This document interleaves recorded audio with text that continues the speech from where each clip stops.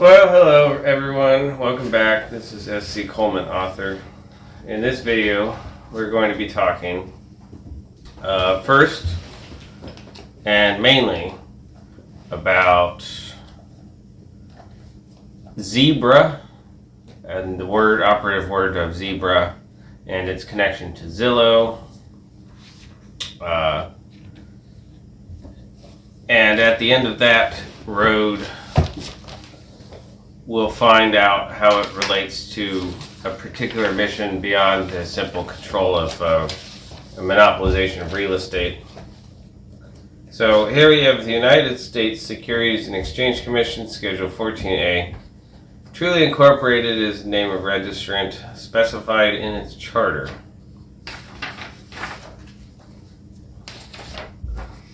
Here you have Zillow Incorporated, Trulia Incorporated, to the shareholders of Zillow Inc. and stockholders of Trulia Inc. merger proposal.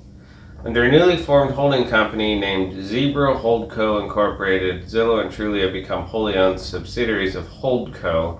We anticipate that Zillow shareholders will hold approximately 67% of Holdco common stock, and Trulia stockholders will hold approximately 33% of Holdco common stock. So the main thing here to recognize is the name Zebra Holdco Incorporated.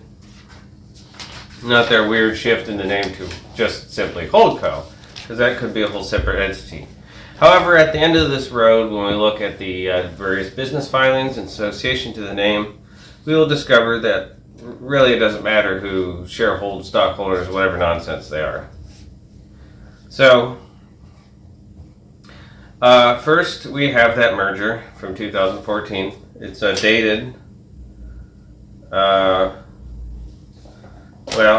So the date for the Zillow meeting of the shareholders was held on December 18th, 2014. And the same dates given for Trulia.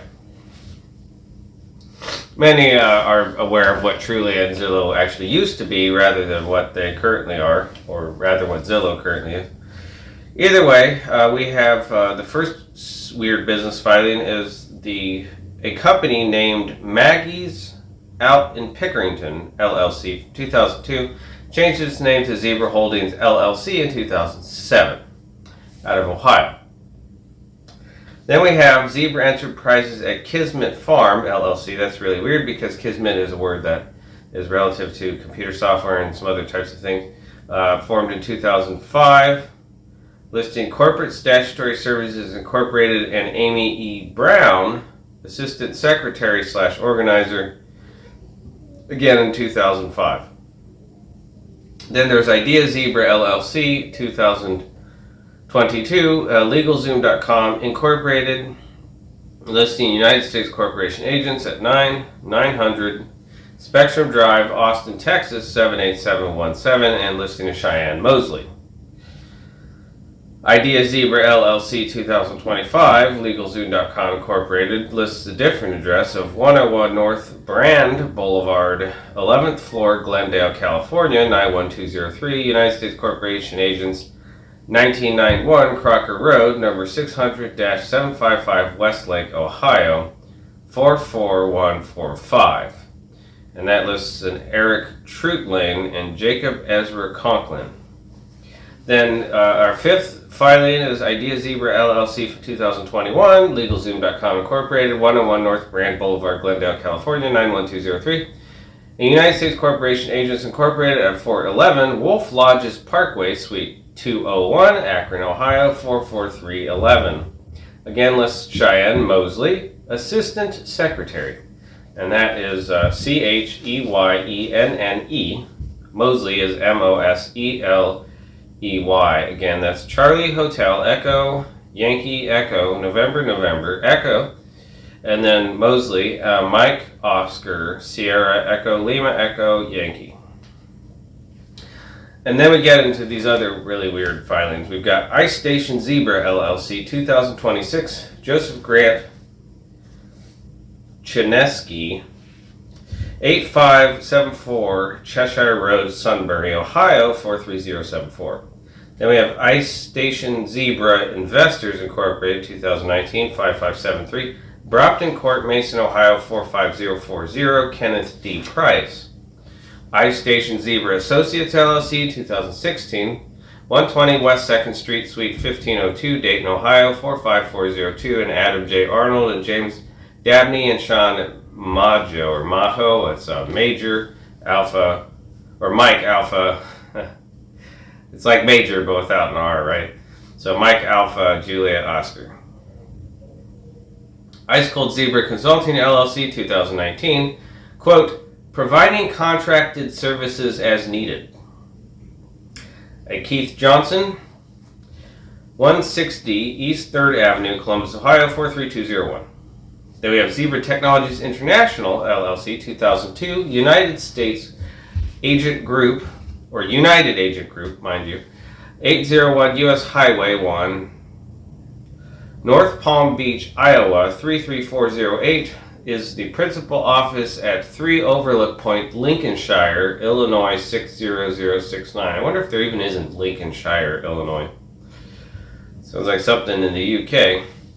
Zebra Projects Incorporated, 2023, 14614 Kierland Boulevard, number 300, Scottsdale, Arizona, F5254. Capital Corporate Services Incorporated, 1503 42nd Street, Suite 210, West Des Moines, Iowa, 5026. Then in Florida, we have Zebra 2020 Global, LLC, filed in 2012. Selling novelty items to select businesses. Carla Spears, 20 Seamarsh Road, Amelia Island, Florida, 32034, and Roy Kennerly. Same address. And here's the kicker. Zebra 4 AG Corp, 2021, Surstoffy 2, 6343, Rotkreuz, Switzerland, Zug, 00000, which is usually zip code, SHCHE. Unisearch Incorporated, 100 Court Avenue, Suite 201, Des Moines, Iowa, 50309. So the first thing to spot here, of course, is that this Zebra to Zillow, or Zillow to Zebra thing going on, goes back to Switzerland. As does the International Standards Organization, or ISO, and so do the International Property Maintenance Codes, and in addition, so many other things. But in this particular context, we look at the International Standard or International Standardization Organization, or ISO, which is a particular rating required for companies to do business with so-called municipals, or states, or county so-called governments, or the corporations. The county corporation, the state corporation, and the municipal corporation, the majority of them, contracting companies, are required to have an ISO rating, which is the International Standards Organization, comes out of Switzerland. It is not, in fact, the Congress who determines the standards of weights and measures, but rather foreign interests. It's the same thing with international property maintenance codes, which are used by so-called code enforcement and municipal corporations, county corporations, and state corporations to steal property, for the purposes of then Zillow, which, lo and behold, is operated once again out of Switzerland. So there's a pattern there, but there's another thing to point out. There is a movie called Ice Station Zebra. In Ice Station Zebra, the movie, you had a number of individuals who were fighting over a clandestine roll of tapes, pictures and whatnot, and a tape roll, a film roll. So the logical conclusion when you look at this and you think about the synopsis to that movie, Ice Station Zebra, is that the purpose, the motive behind the Zebra Zillow, or Zillow to Zebra, the Zillow to Zebra situation, that has to do with an operation to identify clandestine military locations. where clandestine military operations are being carried out on U.S. soil, considering the amount that our foreign adversaries like to use the Department of Education, the surveillance state, the corner store cameras, the so-called environmental protection cover, the cover for public safety, all of those things are leveraged with a particular perspective towards, one, diminishing the fighting capabilities of the nation, meaning the people, diminishing the defensible capabilities of the country, meaning the land, and very specifically, and so obviously, to spy on and sabotage the fighting capabilities of all U.S. armed forces, components, whatnot, veterans, reserve, active duty, it does not matter. Whatever capabilities or components are operating or doing anything at all in respect to our alleged U.S. armed forces, they want to know about it. And they, of course, being foreign hidden hand investors or just general puppet master type string puller people who don't want to be found and want to hide. And that's, of course, because the obvious conclusion, meaning they are adversaries, so they don't want to be found out, because if they're found out, then they get, they're adversaries. So that should be obvious. So there's another angle to this, of course, but I would say that the main priority with the Zillow setup and what we just looked at is not, in fact, simply to conquer the land and control the property and all that stuff, because they still believe that they can do that anyway. It's specifically to identify, using a vast collective network, to identify where clandestine military operation sites are. Now, they do this by essentially having the Zillow Corporation make and have approval for exclusivity agreements with every organization out there, including Facebook, all the different social media platforms, Instagram, whatever, and also all the so-called governments, municipal, state, county, city, whatever. Well, municipal, city, district, all that. So they have exclusivity agreements. And now, when their exclusivity agreements are also established with all the rental agencies and with licensing requirements and the International Property Maintenance Codes and the International Standardization Organization and all of them, they can require ridiculous, unwarranted information requests where you're not allowed to buy, live, or move anywhere or do anything without providing them extensive amounts of information as far as bank account information goes. And of course, they always say stuff like, oh, it's to protect us from you. That isn't actually the purpose.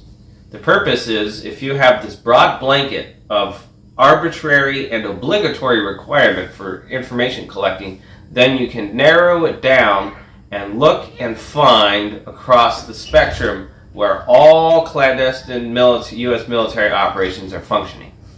So that's something that's very important to identify.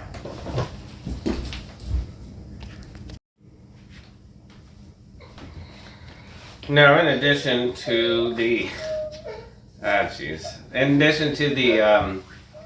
filings on that aspect, we can look at the Board of Governors of the Federal Reserve System Division of Statistics. This is released in 2022, but was apparently sent in 2016, January 8th, to David Wilcox from Raven Malloy. Probably not real people. Measuring housing over evaluation using the Zillow price-to-rent ratio. So Zillow has a price-to-rent ratio based on market value, which estimates the market value, using estimated value and estimated rent. It compares rent and value for the same housing unit. Ratio is not affected by quality difference, owner-occupied stock, or rental stock. Current method used to assess overvaluation is a long-run upward trend in this ratio that we partly attribute to differential trends in quality. One disadvantage of the Zillow price-to-rent ratio is that it only begins in October 2010. That sounds like that crap you do on resumes, right, or job interviews, where you say something like, "My greatest weakness is that I'm too dedicated." It's the only disadvantage is that it only begins in October 2010. It's ridiculous. Anyway, this also makes multiple references to the staff. Now, this memo describes a procedure for calculating historical average for the Zillow price-to-rent ratio based on census data. So that's a big deal, of course, because the Constitution talks about the census data being used for extracting taxation based off the census and the census alone, to be equal and all that nonsense. The thing they're doing here is, like I said before, they're using essentially a system, a function, to map and plot special types of information as far as the region and housing and demographics and all that goes, using the census data and other things like that. Not simply to monopolize, control, and dominate the land and the people through the land, but also to identify operations of their enemy, meaning us and any members actively involved in any active duty or reserve or otherwise military operations, clandestine or open or anything. Anyway, Zillow estimates the value of rent for each housing unit in the U.S. based on the unit's characteristics and location. 2011 American Community Survey, ACS, it puts a rental value and market value. You regress the contract rent and house value on a set of housing unit characteristics and use the estimated coefficients to predict rent and house value for each single family unit in the sample, regardless of whether it was owner occupied or rented. So that's a big deal. So they do this in a way that you don't have to have the place actually occupied, and you could have all of these properties in a market where there's no renters out there because the prices are too high. You can price gouge everything across the board. And you can estimate the value not on whether the market is even there, whether or not people are renting or buying or anything. You simply can you can check the price. This is it's price fixing. That's a word for it. It's also just price gouging across the board and monopolizing housing and whatnot. The model is quite simple. It includes indicators for the number of bedrooms, number of rooms, age of the housing unit, whether the unit is attached to another unit, and the date where the rent is located. Normalization is done using the 2011 data because 2011 is the first complete year of Zillow data. The ACS and Zillow averages for 2011 are equal by construction. Oh yeah, imagine the surprise there. I calculate different historical average estimated separately by metropolitan area. So that's called rewriting history. Changes in the price to rent ratio over time are not affected by long run trends in where housing units tend to be located. Metropolitan area indicators are not available in the 1960 census, so this analysis only uses census data from 1970 to 2000.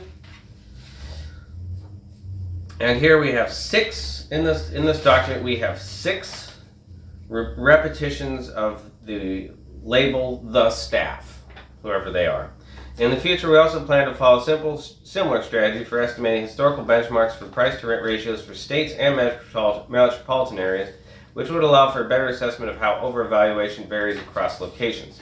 What they mean by overvaluation is anybody who's got a valuation not within their control, which doesn't really have to do with valuation. It actually has to do with controlling and monopolizing the land and all the different features of the land, but also, like I said before, to be able to detect and identify special and specific locations that could be, according to them, problematic or adversarial, such as clandestine military facilities, which could be embedded and located within different neighborhoods, or they could be underground, or etc. It doesn't matter. If you have this level of control and ability to acquire information, you will find, based off, and it shouldn't require explaining how that would function. From when you look at this, you say, yes, of course they would have that capability. But I believe that that is the main purpose behind it. is to acquire information specific to and identify the locations in which our alleged U.S. Armed Forces are operating so they can be eliminated by, well, obvious adversaries trying to leverage fraudulent control over what they shouldn't be. There's always an international hand to it and behind it, and that's the reason why we find the same things happening in the signals aspect. So we look at Tyler County Amateur Radio Emergency Services, Radio Amateur Civil Emergency Services, so those are ARES and RACES respectively, and Tyler County Office of Emergency Management, or OEM, Memorandum of Understanding. This is a volunteer of capabilities and equipment to provide supplementary communication time of public need. I think we all know what that means. That means laundering stuff. It's being volunteered, right? It's like the same system they use with donations and whatnot, and gifts. Licensed by the Federal Communication Commission in accordance with treaties agreed under the International Telecommunication Union. Of course, there's your internationalist basis, there's your foreign adversaries, and the hidden hand of enemies from abroad manipulating things in a capacity that they won't be affected by it directly. All nations allocate valuable space in the radio spectrum to the amateur radio service, and of course, when they mention nations, they are not in fact talking about the traditional, customary, or cultural definition of what a nation is, being of course the people groups, but rather the United Nations, which are incorporated bodies of fictitious people or corporate entities which have been redefined into the form of the word person. That's the part of that word game they play. The Amateur Radio Emergency Service, ARES. ARES is sponsored by the American Radio Relay League, ARRL. And there's your layering. Agencies served include the American Red Cross, the Salvation Army, so-called law enforcement, city and volunteer fire departments, and or other government agencies as needed. In all instances in this MOU, it is understood that ARES is a registered trademark of the ARRL.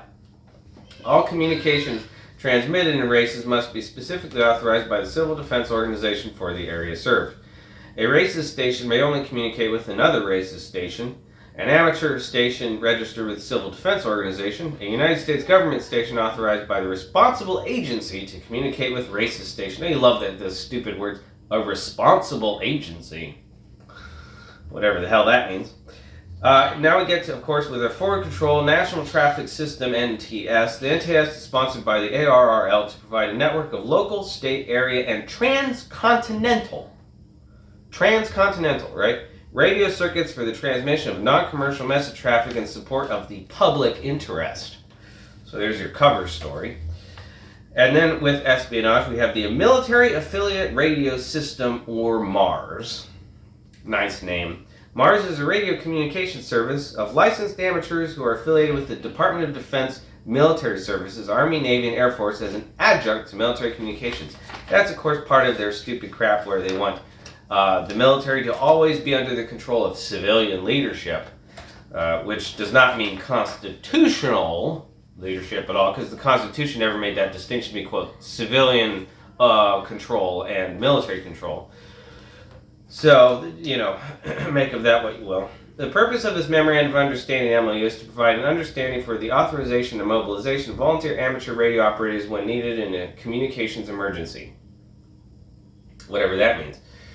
And I like how they stated that the purpose was to provide an understanding for the authorization and mobilization. I mean, who talks like that, right?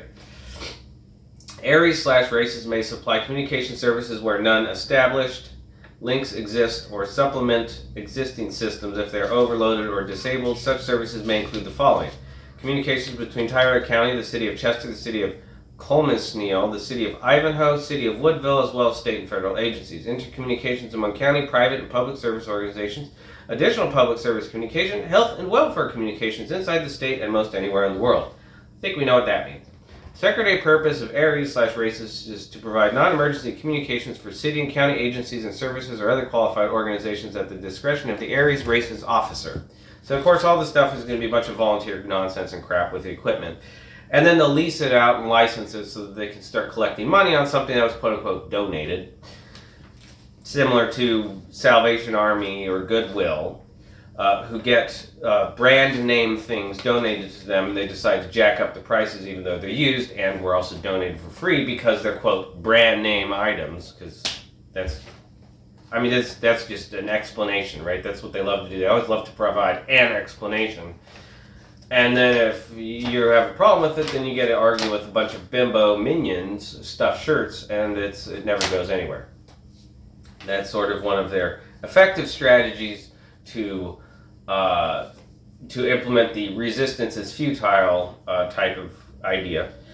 Through its leadership, Tyler County Areas/Races will establish a regular liaison with Tyler County and the OEM. The liaison will provide cooperation and direct operational assistance with regard to emergency communications planning and the coordination of amateur radio communications, personnel, equipment, and/or facilities for relief operations.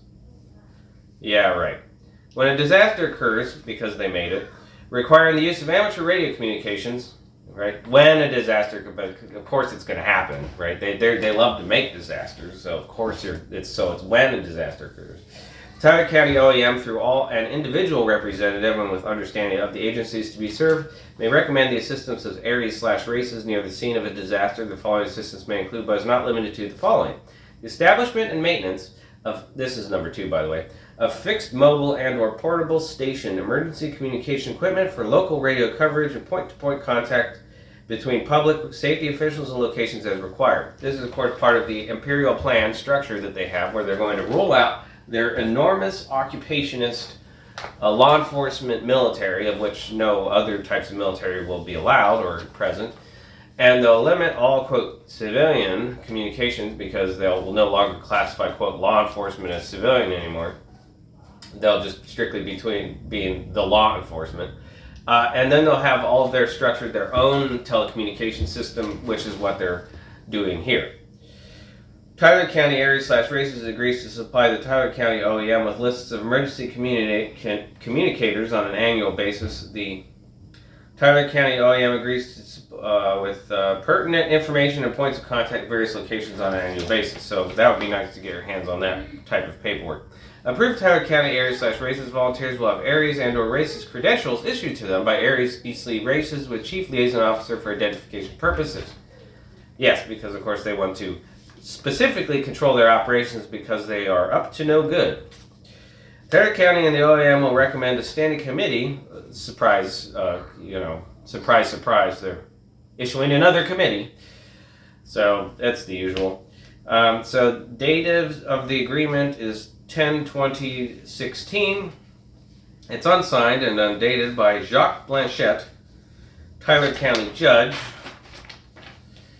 Ken Job, yeah, right, like these are real people, Tyler County Emergency Management Coordinator, and neither is it signed by Nick Toparsian, AE5VV, whatever the hell that is, Tyler County Areas Emergency Coordinator, and Tyler County Races Chief Liaison Officer. That's a bunch of ridiculous crap right there. And then we have the interoperable communications, law mutual aid, sheriff's net, fire mutual aid here, etc. Those are some examples given of conventional mutual aid channels. And I love that word they use there, mutual aid. So they change interoperability channels to, or interoperability word they reduced to simply IO, India, Oscar. MTAC is evolving into an itinerant or in-transit usage role. It is a baseline default interoperability channel in Missouri for all public safety radios in the VHF band. I love that word they always use, public safety. It can be used as a statewide calling channel and coordination channel. MTAC will be monitored at all PSAPs, or Papa Sierra Alpha Papa Sierra. VCall 10 is the on-scene incident-based calling channel. VTAC 11/14 are on-scene incident-based tactical channel subject to assignment by the incident commander. Every system radio must have the conventional interoperability channels. Trunked tactical talk groups. This really is military stuff, right?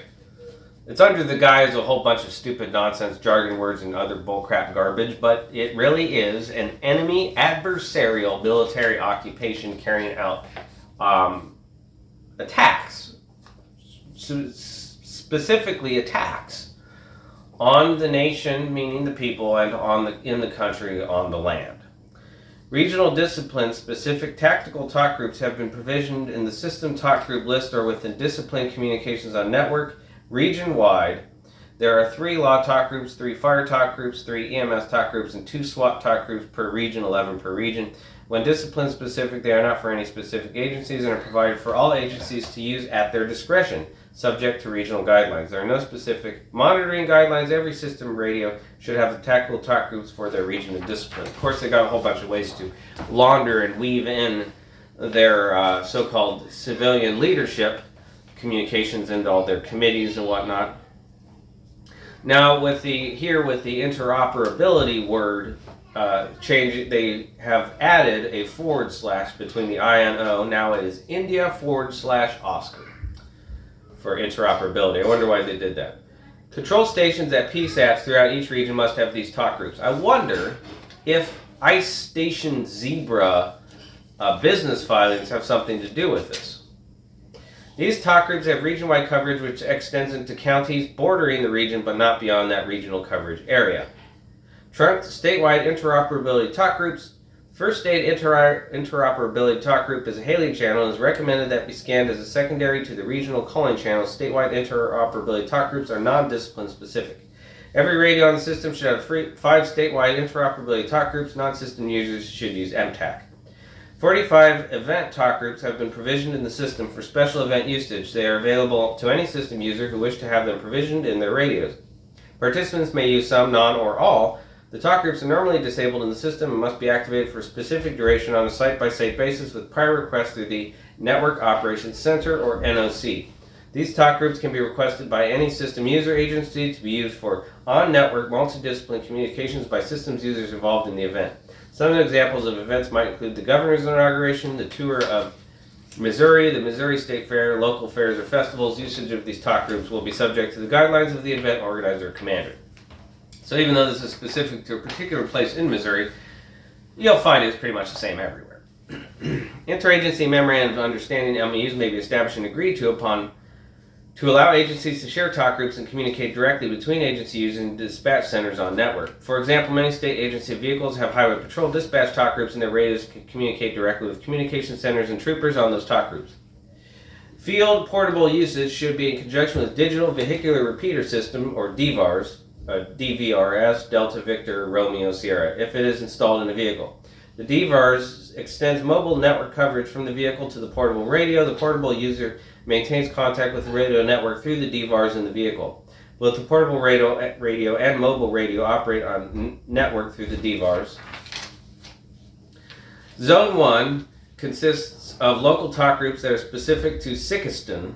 This will be the main zone for officers and communications. Zone 1 also contains the emergency talk group that all emergency button activations will be reverted to in the event the officer activate his or her emergency feature on the radio. SURV, or SERV, the surveillance talk group. This talk group will be utilized only by the Criminal Investigations Unit and others that are assisting with investigations, and it is to be used during surveillance operations. This talk group will not be in the communications console. This talk group will be encrypted for more secure communications. So that's interesting to hear that. So that gives you an idea of what surveillance and service represent. Service represents surveillance, essentially. SOG, Special Operations Talk Group. The talk group will be utilized by officers associated with any operations conducted by the Special Operations Group. This talk group will be encrypted for more secure transmissions. The talk group will be monitored by the consoles in communications.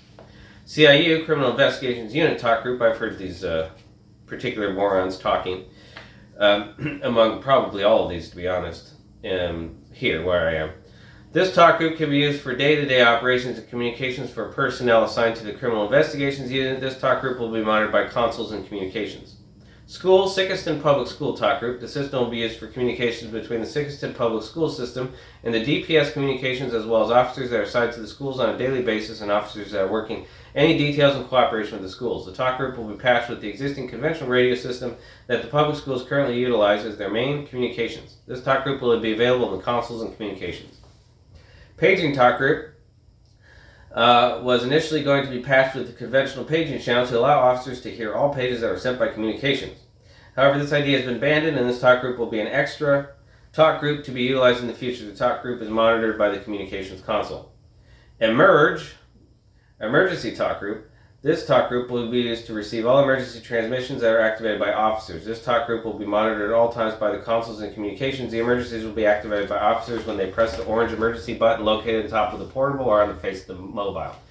Here's something that is really bothersome a lot with these word games they play, is that people today do not even recognize the fact that you have individuals going around saying, "I'm officer of so-and-so," when they have no office. An officer is generally somebody who works in an office. Hence the name officer. So, stuff's so stupid with these labels and titles and names that mean absolutely nothing. They're totally arbitrary. They have nothing to do with reality, tradition, custom, anything. They just stick a word on it and you pay attention to it because you're told to, and that's it. Zone 2 consists of discipline-specific tactical talk groups as well as regroup talk groups that will be used for dynamic regrouping. The talk groups contained in the zone are region-specific and are described as follows. I'm not going to go through all of them. E-SWAT, Regions E Special Weapons and Tactics Talk Group. I really hate that name, SWAT, Special Weapons and Tactics. First of all, none of their weapons are special. And second of all, neither are their tactics. Right? So there's nothing special about them, neither their weapons nor their tactics. It's just that name is bogus on the face of it. This talk group will be used for regional incidents that require the use of discipline-specific talk groups. This talk group will be one of two that are assigned for SWAT team members and equipment at an incident where the command personnel have determined that the regional talk groups should be utilized. This talk group will be available in all modules, portables, and will be available in the consoles located in communications. E-SWAT 2, Regions E, Special Weapons and Tactics Talk Group. This talk group will be used for regional incidents that require the use of discipline-specific talk groups. This talk group will be one of two that are assigned for SWAT team members and equipment at an incident where the command personnel determine that the regional talk group should be utilized. This talk group will be available on all mobiles, portables, and will be available in the consoles located in communications. The regroup talk group will be utilized by system administrator for the purpose of dynamic regrouping, whatever the hell that means. The talk group will only be usable when officers are assigned by system administrators to the talk group for regrouping purposes. So it's only when they're assigned by system administrators. Kind of sounds like the people that censor Wikipedia and Facebook and all the other social media platforms, doesn't it? System administrators for Facebook groups, for YouTube. I would bet they're all pretty much all the same people. You have like maybe one lady who works at the State House in some senator's office, who is also happens to be a Wikipedia admin, and at this point probably one of the system administrators for this service as well. And yes, I am referencing a real event that I experienced. Zone 3 consists of 15 region-specific interoperability talk groups. The use of these talk groups should be determined by command personnel on scene of an incident with a specified region. The following talk groups will be available on all portables and mobiles. The region interoperability talk groups and assistance plans are as follows. And here we've got a couple that are C, I, or space, I-05 or 1 through 5 on C, Charlie. And then we've got, looks like to be 5 under Echo. And that's India / Oscar. And then 5 under Golf, or G. Zone 4 consists of Missouri State Highway Patrol talk groups. These talk groups included are described as follows. Zone 5 consists of the 5 statewide interoperability talk groups as defined previously in this document. Zones 6, 7, and 8 event talk groups consist of 45 event talk groups that have been defined in this document on page 2. These talk groups are also multidiscipline talk groups. The exception of this will be for radios that are only capable of up to 150 modes, such as the Module 1.5 Motorola XTS 2500, and radios that are limited to 150 modes or less. The event talk groups 31 through 45 may be left out to allow for more programming of conventional frequencies. Priority levels: first is emergency, 2 is blank. That's weird. 3 is public safety dispatch, all groups, car to car. 4 is blank. 5 is interoperability, common dispatch / shared. 6 is blank. 7 is administrative. 8 is blank. 9 is for other agencies and roaming, and 10 is for training. I wonder what the blank periods, why they do that. Under normal circumstances, individual officers / employees, don't you love that? Officers / employees will operate on the talk groups as they are listed above to be used. Interaction between users and between agencies is handled as routine and is carried on the day-to-day business channels. Urgent situations may require special communications attention. These communications may need to be encrypted to preserve confidentiality. That is never for the reason they say it is. Some examples might be a warrant roundup, whatever that is, a high-risk warrant service, so like against our armed forces or veterans specifically, a multiple-person felony arrest, a water evacuation operation. Well, those are some things that need to be really understood of what they're actually talking about, which is hostile enemy operations, of course. That's the obvious point. But what is the water evacuation operation really? And what is the multiple person felony arrest really? In prolonged incidents or incidents in areas requiring enhanced communications, it may be necessary to deploy additional communications equipment or self-contained dispatch operations near the incident scene. To overcome overload conditions in the short term, traffic may be restricted to emergency traffic only. An announcement should be made by dispatch on announcement talk groups to hold routine traffic until the incident is cleared. Another short-term solution method may be to combine personnel on multiple talk groups on a saturated site to a single talk group. This frees channels at the site for other talk groups.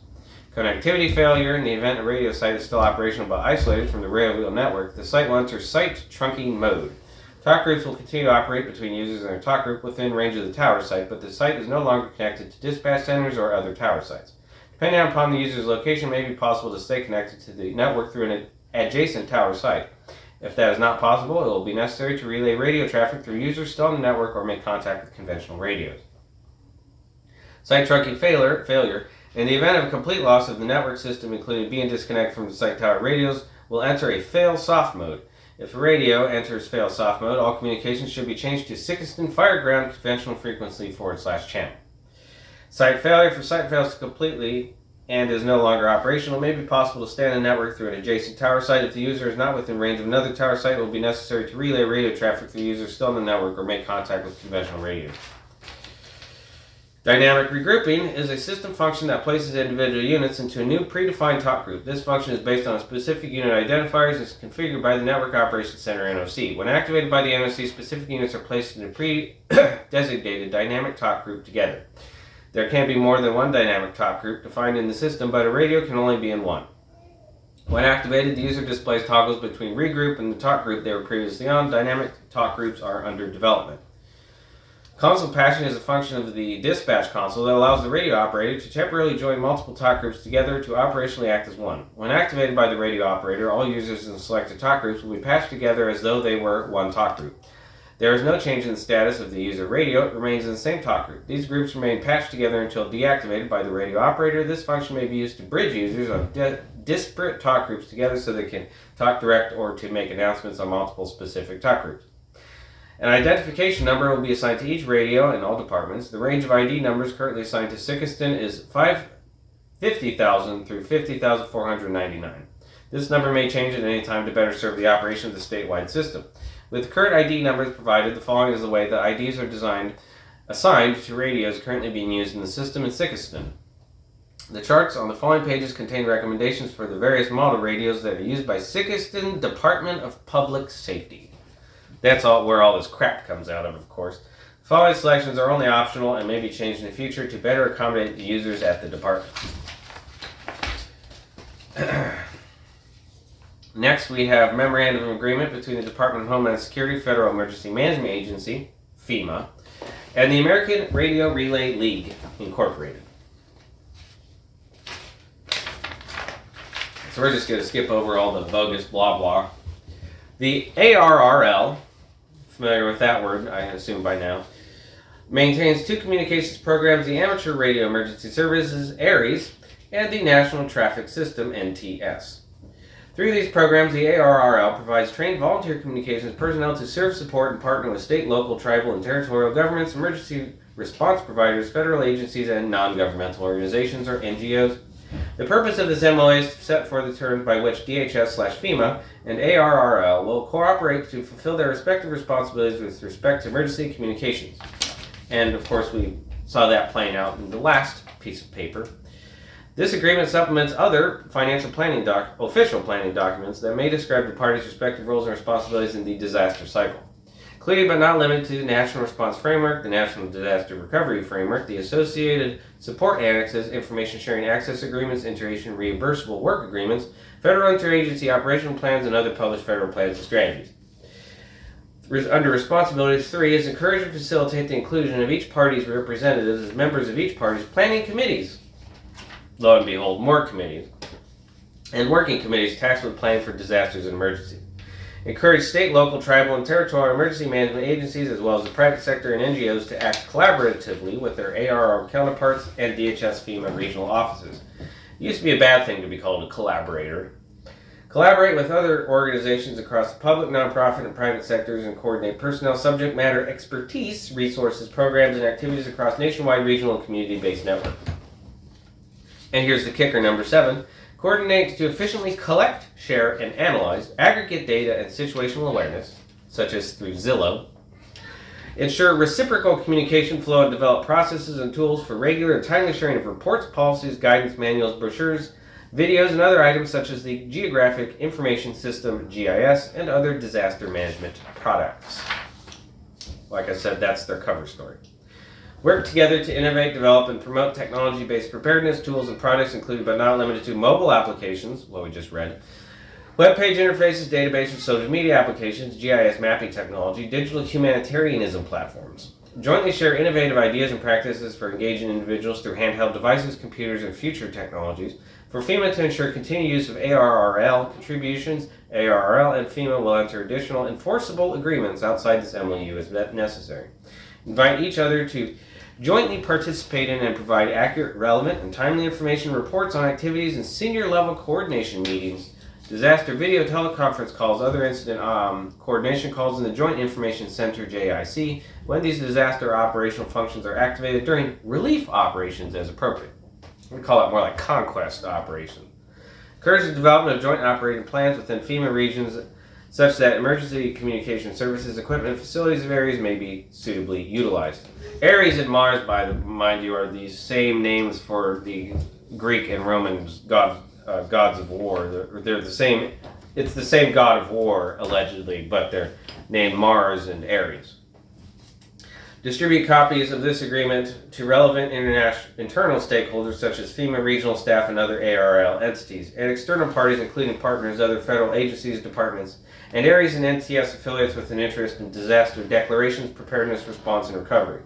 Share emergency management information and reports as appropriate, such as daily operations information, GIS, disaster products, community demographics, there's your word there, demographics, community resources, and other information that both parties agree to share to accomplish their respective missions, such as uncovering clandestine military sites so that they can be targeted and destroyed because these individuals are enemy combatants. Separate use agreements and compliance documentation may be implemented as needed to document specific requirements. In turn, sharing non-public information requires additional enforceable agreements. 26. Regular share reports, policies, guidance, manuals, brochures, videos, lessons learned, best practices, and training resources as permitted, and sharing non-public information requires additional enforceable agreements, so that is stated twice. DHS/FEMA responsibilities consider ARRL resources and capabilities as they relate to applicable ESF and RSF communication functions, which include all sectors of the whole community. All sectors of the whole community, whatever that means. And to emphasize realistic planning and communications for the potential for complex disaster scenarios. Encourage interaction with ARRL section managers and other appropriate ARRL field organization officials to establish cooperative relationships and closer ties with ARRL field organization volunteers. FEMA voluntary agency liaisons, so those are going to be weirdos with specifically arbitrary titles. ARRL will not share grant access to any FEMA personally identifiable information. Encourage partnerships with DHS/FEMA, Ready.gov, Community Emergency Response Teams, CERT, Citizen Corps Council, and Citizen Corps partner programs and affiliates to support community disaster awareness.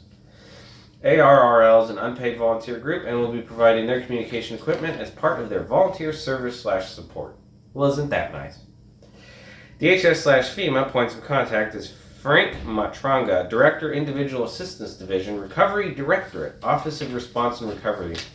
That's a word soup right there. 500 C Street, Southwest Washington, D.C., 20472. Office, phone number, blah, blah, blah. ARRL's Josh Johnston, Director of Emergency Management, 225 Main Street, Newington, Connecticut, 06111. I wonder where his strange title that we read on the last thing is, where that guy had the title of, what was that? Oh, yes. Alpha Echo 5 Victor Victor. Whatever that is. Anyway, that's not listed for this person here. Any specific work or activity that involves a transfer of funds, services, or property among the parties will require a execution of a separate agreement and will be contingent upon the availability of appropriate funds. Will remain in effect for 5 years. Signed Deanne,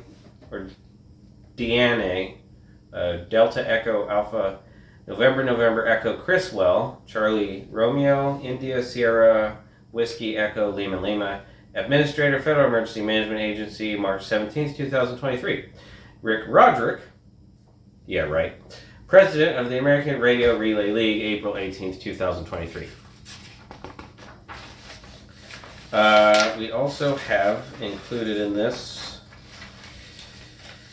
authorizing contract number 223-114 with the Ohio Department of Administrative Services, Office of Information Technology Multi-Agency Radio Communication System, or MARCS, to provide 700-800 MHz wireless digital radio network subscription services in an amount not to exceed $1,200,000 for a period of 3 years, General Fund Intelligent Transportation Systems Department budget. Yikes. General Manager, Chief Executive Officer deems the renewal of the interagency agreement with the Ohio Department of Administrative Services, Office of Information Technology, Multi-Agency Radio Communication System to provide 700-800 MHz wireless digital radio network subscription services in an amount not to exceed $1,200,000 for a period of 3 years to be in the interest of the authority and recommends acceptance thereof by the Board of Trustees. The Board of Trustees of the Greater Cleveland Regional Transit Authority. This is some stupid crap. Adopted August 29th, 2023, signed by President, and I can't read that name, and the Secretary-Treasurer. I also can't read that name. Annual subscription for radio devices, 3-year period. August 24, 2023, Initiator, Intelligent Transportation Systems Department. Description justification: MARCS is a 700 to 800 megahertz radio and data network that utilizes state-of-the-art trunk technologies to provide statewide interoperability and digital clarity to subscribers throughout Ohio and in 12-mile radius outside the state. MARCS currently serves over 3,000 public safety/public service agencies statewide. The authority currently has over 1,000 mobile radios, portable radios, dispatch consoles that subscribe through the MARCS network for the authority's radio communication. I love how they use that word, the authorities, as though it's some sort of corporate entity over here that is an umbrella corporation, right? The umbrella corporation from Resident Evil, which rules over and controls everybody. Anyway, the authority's operations division including bus, rail, paratransit, and transit police, rely heavily upon the MARCS network to fulfill the authority's mission. Transit police were early adopters of the MARCS network. The operations division transitioned its radio communications to the MARCS network in 2019 as part of the authority's radio replacement project. Previously, operations had used 4 cell towers with limited and unreliable coverage for its communication needs. Prior to beginning the radio replacement project in 2018, the authority hired a consultant to study and identify the best communication method to meet our operators and customers' needs. The study demonstrated that the MARCS network provided superior coverage and was recommended as a solution for the authority's radio communication. Procurement background states that competitive bidding is not required when a purchase is made from another political subdivision, public agency, public transit system, regional transit authority, the state or the federal government, or as a third-party beneficiary under state or federal contract, or as a participant in the Department of Administrative Services contract under RC 125.04B. So there's your little clause for laundering purposes. The current fee is set at $25 per month per unit utilizing the MARCS system. The same fee is paid by all users on the system. Signed, General Manager, Chief Executive, Acting, PhD. And I can't read the name. Geez, just weirdness. And our last document is the Broome County Interoperability Communication System. The County of Broome, spelled with an E, is a municipal corporation of the state of New York. Offices located at 60 Hawley Street, Binghamton, New York 13901. The Broome County operates the Offices of Emergency Services, which among other things is responsible for administering the operation of a countywide public safety awareness point, or answering point. The Broome County Interoperative Communication System, hereinafter B6, or Bravo Charlie India Charlie Sierra, is an integrated system of equipment and facilities necessary for the provision of countywide radio communication services, to provide the safety and protection of the public and public safety responders, and to maintain the integrity of the B6. It is necessary to establish procedures for the use of the B6. In consideration of the benefits conferred and obligations incurred herein, system includes but is not limited to communication towers, base stations, antennas, system controllers, equipment shelters, system frequencies, and subscriber radio equipment. The county hereby grants user access to the B6 for the purpose of providing emergency communication services subject to the terms of this agreement. A term of 10 years. To terminate shall provide written notice stating the cause and shall provide the other party 30 days to cure. Upon termination of the agreement, user shall return all county-owned and provided equipment. Additionally, unless otherwise authorized by the county, user agrees that any B6 talk groups and frequencies will be removed from user-owned equipment at user's expense. The user's obligation to return the equipment provided hereunder shall survive the expiration or termination of this agreement. The county has bonded and leased debt costs associated with the lease/purchase of the county-assigned equipment and contractual obligations, so they really don't own it. The installation, removal, and or relocation of county-assigned equipment must be pre-approved by the county and completed by a county-approved vendor at the user's expense. The county shall be responsible for the initial installation of mobile radios and control stations. Initial installation includes bringing a user onto the new radio system to make them functional at the time the system goes into service. Transfer/installation of equipment to other vehicles, buildings after initial go-live will be the responsibility of the user. User is advised that some B6 features sets, e.g. advanced digital privacy encryption, may be proprietary to a particular vendor and may not be properly interfaced with the B6. As the county is participating in a multi-jurisdictional, multi-county radio consortium, equipment is subject to the approval of the consortium before use. Yet another little behind-the-scenes creature organization of committees doing whatever the hell they want, basically. System users are also subject to the consortium's rules and regulations. Isn't that nice? All for our protection, right? The user will be liable for costs associated with repairing any damages outside the scope of normal wear and tear. The user will make all replacements, hardware or software upgrades, or modifications.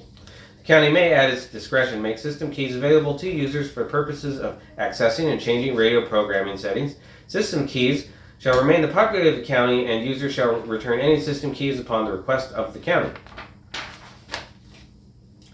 If, after all attempts to resolve non-compliance issues and after given reasonable time to comply, the county may, at their sole discretion, terminate users' use of the system and remove user-owned subscriber equipment from the B6 for failure to comply with the terms of this agreement.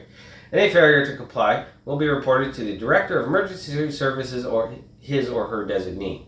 Should the user dissolve under the provisions of the state law and cease to exist as a municipal corporation, nonprofit corporation, or business corporation providing EMS or other services, any equipment provided by the county shall revert to the ownership of the County of Broome, and user agrees to return same to the county within 30 days of the dissolution. Should user's agency/department be consolidated, the user agrees to return any requested equipment to the county within 30 days of consolidation. In no event shall the county be liable to user or any third party who acts in reliance on user for any damages resulting from this agreement, including indirect, incidental, special, or consequential. This limitation includes damages attributed to any malfunction of the B6 system, regardless of the cause of action arising out of or connection with the party's performance. All users, including all its officers and agents, agree that its relationship to the county and any of its departments is that of an independent contractor, and said user covenants, and agrees that it will not conduct itself as, nor hold itself out, nor claim to be an officer or employee agent of the county. The County of Broome shall have all its common law, equitable, and statutory rights of set off hereunder. The rights shall survive the expiration or termination of this agreement to the extent same are applicable, and shall include but are not limited to the county's right to withhold for the purpose of set off any monies otherwise due to user under this agreement, under any other agreement or contract with the county, including any agreement or contract for a term commencing prior to or after the term of this agreement, or 3 from the county by operation of law. The county also has the right to withhold any monies otherwise due under this agreement for the purposes of set off as to any amounts due and owing to the county for any reason whatsoever, including without limitation snow and ice payments, contractual payments, real property tax delinquencies, hotel/motel delinquencies, sales tax delinquencies, fee delinquencies, or monetary penalties and or interests relative thereto. Isn't that an interesting little clause to sneak in here relative to so-called tax delinquencies? Especially considering what they're doing today with the International Property Maintenance Code nonsense and the leveraging of phony property taxes as a means to rob people of their property. But they've been doing that for a long time.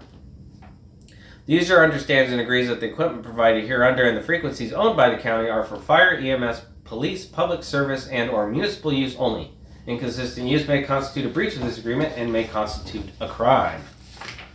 Yeah, they make that crap up like their life depends on it, really. So for Broome County, we've got Director, Broome County Office of Emergency Services, 153 Lieutenant Van Winkle Drive, Binghamton, New York. Doesn't list the name, though. County of Broome is Michael Ponticello, Deputy County Executive, whatever the hell that is. And here it lists APX 1500, 4500, 4500 remote mount, APX 6500 with dual head, and APX 8500. Also APX 900, 4000, and 8000. That's Alpha Papa X-Ray. So that comes to the end of our particular paperwork for this video, but as usual, there's much, much more.